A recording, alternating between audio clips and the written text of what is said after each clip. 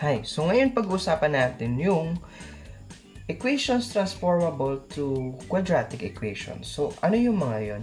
So, ito yung mga equations na it's either hindi nakasulat into standard form or mga rational algebraic expression na pwede natin gawing quadratic equations. So, how are we going to do that? So, ang main goal lang natin is to transform them into the standard form ng quadratic equation, which is ax squared plus bx plus c is equal to 0. Now, let's have an example. For example, meron tayong x times x minus 5 is equal to 36. Ayan. So, from this given equation, mapapansin natin na kung hindi natin siya isosolve or itatransform, hindi natin malalaman kung quadratic equation ba siya o hindi. Uulitin ko, ang main goal natin is to transform it into this form. Ax squared plus bx plus c is equal to 0. Una ang quadratic term, then linear term, then the constant term, then equal to 0. Simply, paano natin yung gagawin? Let's multiply x sa bawat term sa loob ng parenthesis. X times x ay x squared. X times negative 5 ay negative 5x. Ilipat ang 36 sa kabila, so magiging negative. Alam naman natin ang gagawin? Magpapalit tayo ng sign. So, from positive 36 magiging negative 36 is equal to 0.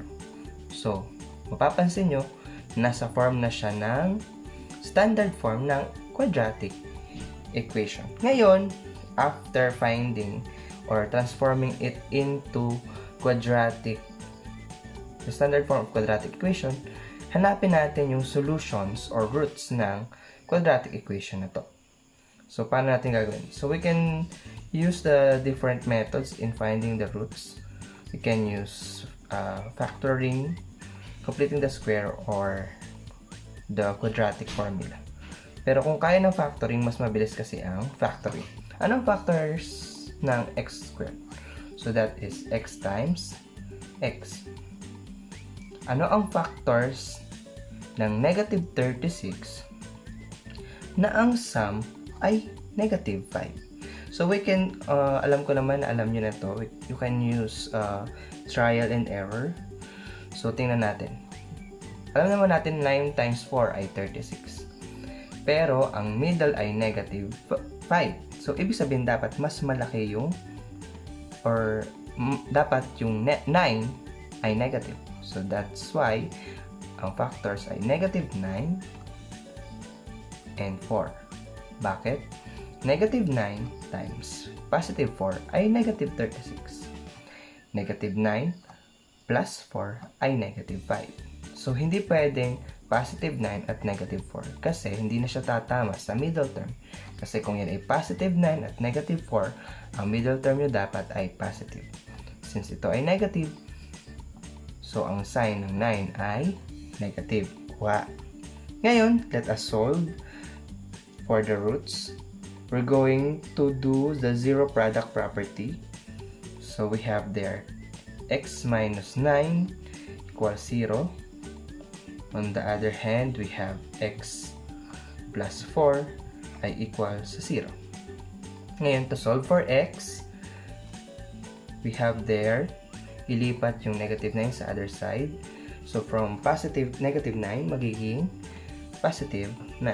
Ito naman, x equals, lipat sa kabila, magiging negative 4. So, the roots are, pwedeng x ay equals sa 9 or negative 4. Now, para malaman kung siya ay, kung it will make the mathematical sentence x times x minus 5 equals 36 true, we're going to check. So, let's do checking.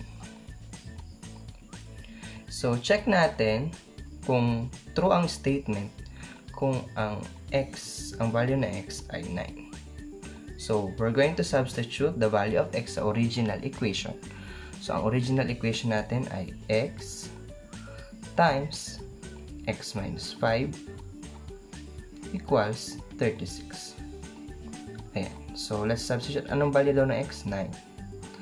Times 9 minus 5 equals siya sa 36. Okay, so 9 minus 5 ay 4 equals 36. And 9 times 4 ay equals sa 36. So, 36 is equal to 36 and that is true. Okay, so what if x naman ay negative 4? So, let's say x is equal to negative 4. So, let's substitute. Let us write first the original equation is equal to 36. Ayan. So, let's substitute. Ano ang value ng x? So, that is negative 4 times negative 4 minus 5 is equal to 36. So, negative 4 is equal to negative 4 minus 5 or negative 4 plus negative 5 ay negative 9 is equal to 36. Okay? So, negative 4 times negative 9 ay positive 36. So, 36 is equal to 36 and that is true. Since 9 at negative 4 make the mathematical sentence true, therefore 9 and negative 4 are the solutions of this quadratic equation. Alright, so paano naman pag ganito yung example? We have here x plus 1 or the square of x plus 1 rather plus the square of x minus 8 is equal to 45. So, let's transform this into the standard form ng quadratic equation. First, we're going to square x plus 1. And how do we square a binomial? Pag mag-square tayo ng binomial, square the first term. Ang first term ay x. Anong square ng x? So, that is x squared. Twice the product ng first and second term. So, x times 1 ay x times 2 ay 2x. And square the last term. Anong last term? 1. Anong square ng 1? So, 1 times 1 is 1. So, na-expand na natin to. Plus, ito naman. The same process. Square ng first term. Anong square ng x? X squared. Twice ng product ng first term and second term. So, x times negative 8 ay negative 8x. Times 2 ay negative 16x. At ang huli, square ng last term, negative 8 times negative 8 is positive 64, which is equal to 45. Now, this case, let us combine like terms. So, x squared at x squared. So, pagsamahin, so that will be 2x squared. So, then combine lahat ng x. 2x minus 16x ay negative 14x. Then 1 plus 64 ay 65 equal to 45. Ngayon, alam naman natin na dapat 0 ang nasa right side. So, we're going to transpose 45 sa other side ng equation. So, that will become 2x squared minus 14x plus 65 minus 45 equals sa 0. Okay. Then, we're going to combine this. Gagawin natin itong 65 minus 45. Alam naman natin ang sagot. So, that will become 2x squared minus 14x. 65 minus 45 ay positive 20. Equal siya sa 0. Now, pwede nating i-reduce ito by dividing or multiplying the whole equation sa 1/2. Since, mapapansin natin na divisible lahat ng terms sa 2. Okay, so 1/2 of 2x squared ay x squared. 1/2 ng negative 14x ay negative 7x. 1/2 ng 20 ay 10. Then, equal siya sa 0. Kasi 1/2 ng 0 ay 0 pa din. Okay, so bakit natin minultiply again sa 1/2? Para ma-reduce yung equation at madali nating ma-factor. Okay, so since na-transform na natin, ibig sabihin, the square of x plus 1 plus the square of x minus 8 is equal to 45 is also equal to x squared minus 7x plus 10 equals 0. Okay, now, let's find the solution. So, let's factor. Ayan. So, ano ang factors ng first term? Anong factors ng x squared? So, that is x and x. Ano ang factors ng 10 na ang sum ay negative 7? Alam naman natin na ang factors ng 10 ay 2 times 5, negative 2 times negative 5, and that's it. 1 times 10, negative 1 times negative 10. So, alin sa mga yun ang may sum na negative 7? So, that is 2 and 5. Negative 2 and negative 5. Bakit? Negative 2 times negative 5 ay positive 10. Negative 2 plus negative 5 ay negative 7. So, those are the factors. Ngayon, let us solve for the roots. So, by zero product property.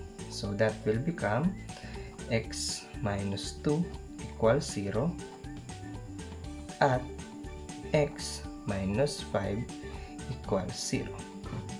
So, from here, mapapansin natin, if we're going to do that, so x is equal to, ilipat natin sa kabilang side, so that will become positive 2.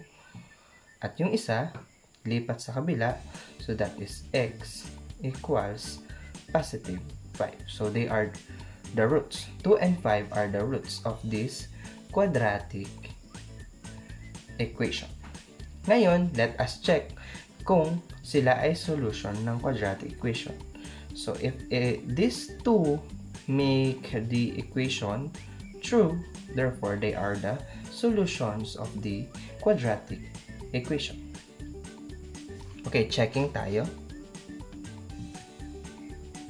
Ngayon, isulat natin ang original equation. So, that is x plus 1, the square of x plus 1, plus the square of x minus 8 is equal to 45. So, unahin natin ito. What if x is 2? Okay. So, papalitan natin yung value ng x. So, ang value niya ay 2. So, that will become 2 plus 1, or the square of 2 plus 1, plus the square of 2 minus 8 is equal to 45. Okay. 2 plus 1 ay 3. The square of 3. Plus 2 minus 8 ay negative 6. Negative 6 squared is equal to 45. So, ang 3 squared ay 9.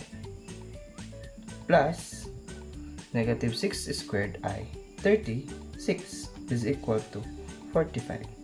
Meaning to say, 45 is equal to 45. And that is true. Therefore, 2 is a solution of this quadratic equation. Oh, what if x is 5? So, let's substitute. So, that is 5 plus 1 squared plus 5 minus 8 squared equal to 45.